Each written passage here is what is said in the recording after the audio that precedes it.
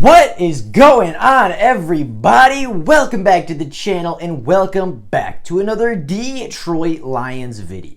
Now, the Detroit Lions, as everybody knows, holds the number 7 pick in this upcoming NFL draft, and they are going through a rebuild right now. And while they're going through this rebuild, it's on a lot of people's minds, and a lot of Lions fans and a lot of NFL analysts are agreeing that it's probably more beneficial for the Detroit Lions to look for a trade out and to look for a trade partner. This would allow them to move down in the draft class a little bit, acquire a lot more capital, a lot more picks, and a lot more players to get this rebuild underway. However, one thing people can't seem to agree on, and one thing people seem to gloss over slightly, is what is the value of the number 7 overall pick? Like, how much value will the Detroit Lions actually get if they do trade out of the number 7 spot? Well, in today's video, that is what we are going to be talking about today. We'll be going over recent history of top 10 draft trades on draft night, as well as some scenarios that I have put together that I think are fair for both sides of the trade that could potentially involve the 7th overall pick. Now, before we get into possible trade scenarios, the history of top 10 draft picks in recent history, as well as what the number 7 overall pick is actually worth in this upcoming class.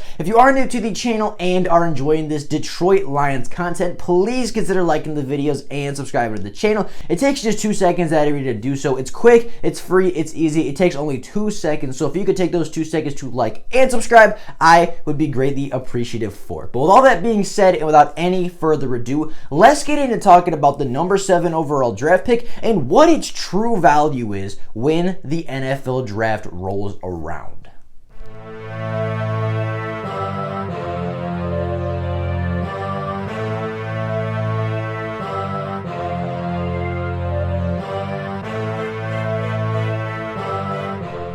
Now, before we talk about the true value of the number 7 overall pick, first, I wanted to go over, the recent history trades in the 2010s, trades that happened in recent football history involving top 10 picks and picks very similar to the number 7 overall pick, and talk about some of the suitors that could potentially be interested in acquiring and trading up for said 7th overall pick. Now, starting with the potential suitors, I think there will be a lot of people looking to trade up with Detroit to jump Carolina because they do likely need a quarterback, and they will likely take one of the better players off the board that a lot of these teams will be looking for. Now, some of the teams I have as potential trade partners include the Denver Broncos, the Dallas Cowboys, the San Francisco 49ers, the Washington football team, the Indianapolis Colts, and the New Orleans Saints. Now, I think all of these teams could look to trade up. I think Denver, Dallas, San Francisco, and Washington can all be looking for a quarterback. New Orleans could also be thrown into that mix of looking for a quarterback with Drew Brees retiring if they don't have entire confidence, if they don't have complete confidence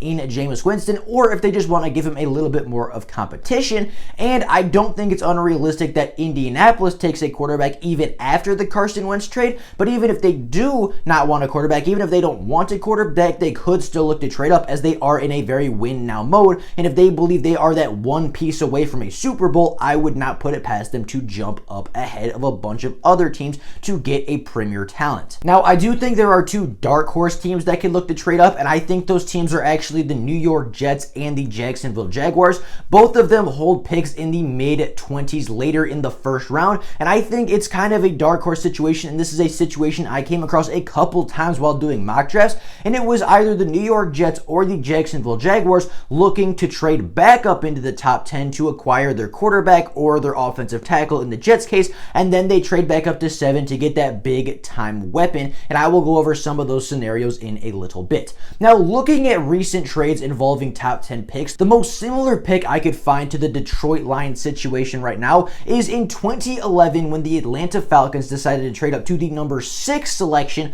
to get Julio Jones, their franchise wide receiver, and obviously, as we know now, one of the best wide receivers to ever play. Now, to trade up with Cleveland to that 6th overall spot, the Atlanta Falcons gave up the 26th 56th pick in the 2011 draft. They give up the 59th pick, the 124th pick in that draft. They also have a first and a fourth from next year's draft. So that is 5 picks, including 2 first-round picks and a second-round pick that went into the trade for Julio Jones. And I do believe that's a very similar situation, and that's a very similar thing as to what the Lions can expect in return for the 7th overall pick. I think the 7th overall pick is going to be tremendously valuable to a lot of NFL teams. As I said, Denver, Dallas, San Fran, Washington, Indy, and New Orleans are all suitors that I can very realistically see giving up a lot of capital and a lot of picks for the number 7 pick.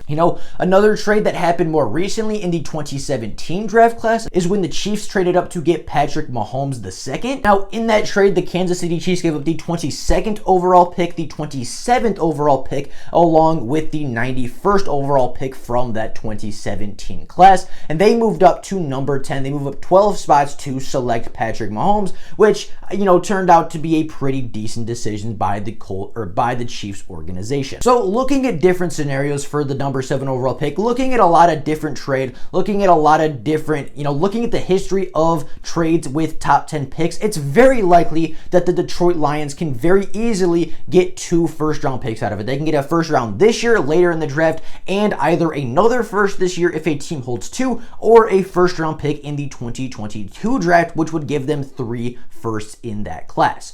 It seems very likely and it seems very reasonable that teams are willing to give up quite a bit of capital if they believe they are one step away, not to mention when there is a top weapon or a top quarterback still on the board in the top 10. If Justin Fields falls a little farther than teams think, if Trey Lance falls a little farther than teams think, if maybe even Zach Wilson falls to number 7, you can expect a major haul from another team that did not expect them to fall that far and really needs that next quarterback. That we saw that with Patrick Mahomes, a lot of capital was given up. We saw it with the top weapon in Julio Jones in 2011. They gave up a lot of capital to move up to number 6. And in this situation, in the Detroit Lions situation, they will likely have a top quarterback and a top weapon on the board when the 7th pick rolls around. Now, looking at potential mock scenarios, and these are scenarios that I came across while doing mock drafts, while doing work for obviously the mock draft a couple of days ago, as well as some research for this video. These are some of the best situations. These are some of the best offers that I came across for the number 7 overall pick. Now, the first team that offered was the Washington Football Team, as they offered pick 19, their 2022 first round pick, along with their 2022 second round pick, and they moved up to get Trey Lance, the final quarterback on the board. They moved up to get their guy, the guy that they believe they can go into the future with, and a guy they believe that they can win with Alex Smith likely not coming back next season. Now, I didn't mind this trade up. I didn't think this was the best value we could have got for the pick, but I thought 2 firsts and likely a middle of the round second round pick I thought was pretty decent value for the 7th overall pick. However, that was far from the best value that the Lions were able to acquire in the mock drafts. Now, the second scenario that came up was actually the New York Jets, and this is one of those dark horse teams I talked about a little while ago. As I said, New York and Jacksonville are potential dark horse teams to trade back up into the top 10. They have a lot of capital and could look to make a huge power move in this draft. And in one of my mock draft scenarios, I did have the New York Jets offer the number 23 pick, the number 34 pick, along with the 66th overall pick in the draft to move back up to number 7 and select Justin Fields after taking Penei Sewell with the 2nd overall pick. So in that scenario, the Jets get their premier right tackle of the NFL. They get their likely quarterback of the future. They do give up a lot of capital, but they get their players and make a big power move in the draft, while the Detroit Lions get pretty much 2 first-round picks in this draft and a decent 3rd-round pick, a very high 3rd-round pick in this draft as well. That gives us 3 more picks in the top 100 to add to our couple that we already have. That would give us an extra 2nd and an extra 3rd, giving us, I believe, 5 picks in the first 3 rounds. I think this is solid value. I think this could be, if this were to be offered to the Lions, if they did accept this, I would not be mad in the slightest.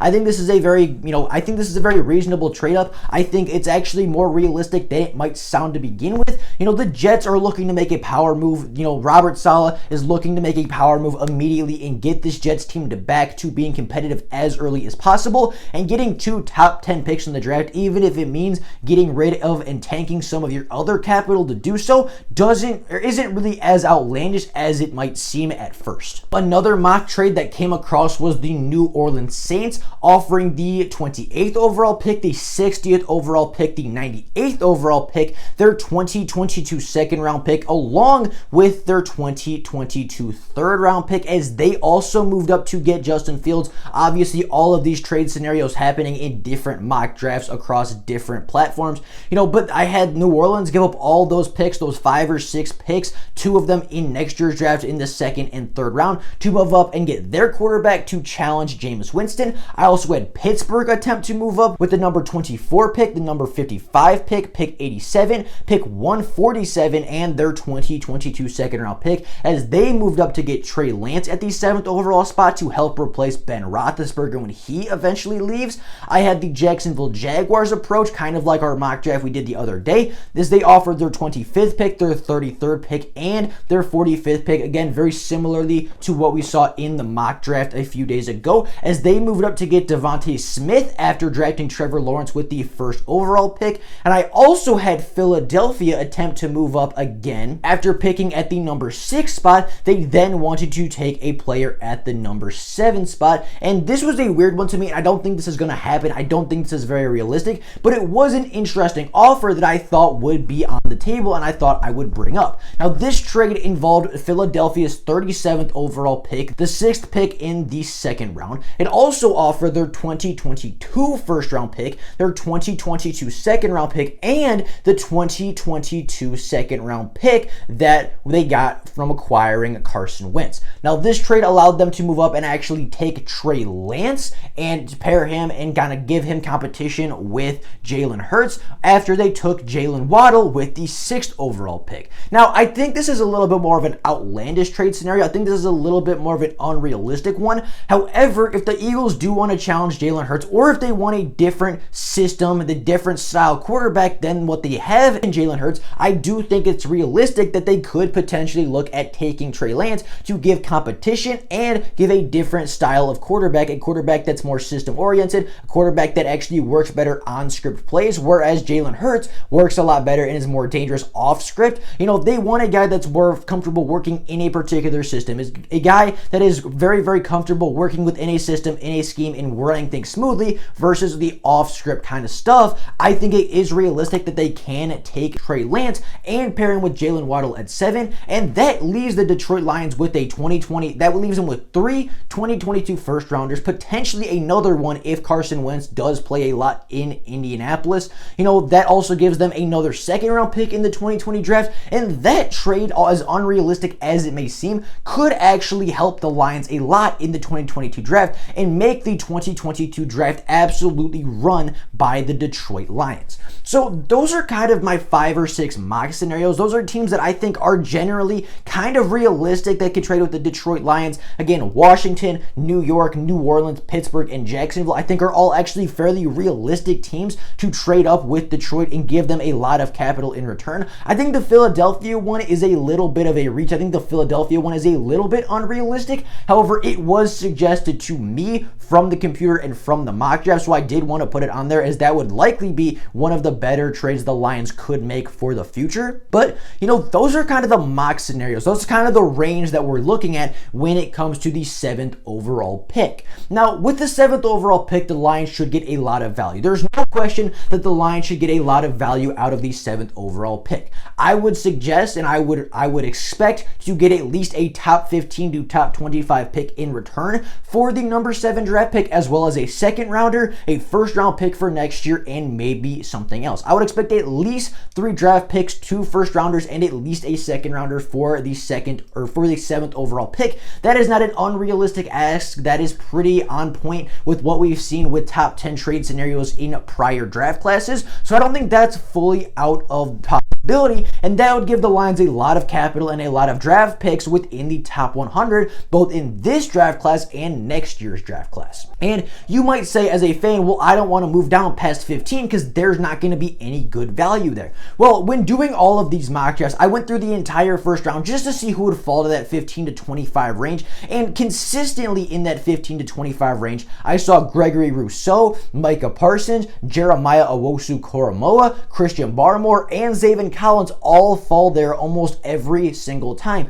So even if the Lions do trade from that 15 to 25 range, we're still going to get either a high potential pass rusher, a good athletic and very gifted linebacker that forces turnovers, or we're going to get a studded defensive tackle, or if we trade with a late first round pick and an early second round pick, we could end up getting 2 of those 5 players. So even if we do trade down to 15 to 25, somewhere in that range, 15 and below, we're still going to get a lot of good value for players. And although we might not be getting the elite prospects of this draft, we're still going to be getting very solid players, and we're going to be getting more players. In my personal opinion, I will take 2 good players over 1 great player, because if you have 2 good players that can both affect the game separately and both play on your defense at 2 separate positions and make plays 2 different levels of your defense, I will take that over 1 great player that can be double teamed or can be schemed around. Now, with all that being said, that is all I got for you guys today. Again, I wanted to go over this, kind of answer this question of what is the value of the 7th overall pick? What should the Lions respect in return if they do look to trade this pick away? And what can Lions fans expect from this return if the Lions do trade this pick away? Now, with all that being said, that's all I got for you guys today. Let me know down in the comments below, what do you think about the number 7 overall pick? What do you think its value is? How much do you think the Lions should be expecting in return for the 7th overall pick? And do you think it's the right decision to trade down at all? Let me know that down in the comments below. I'd be very interested to hear what you guys think about the situation. But with all that being said, that's all I got for you guys today. Hope you guys enjoyed the video. Have an absolutely fantastic rest of your day. If there is Lions news before tomorrow, then I will obviously make a video letting every single person know. But until then, that's all I got for you guys right now. Thank you all so very much for watching, and I will see you all tomorrow with more Lions content. Thank you all for watching. Bye, guys.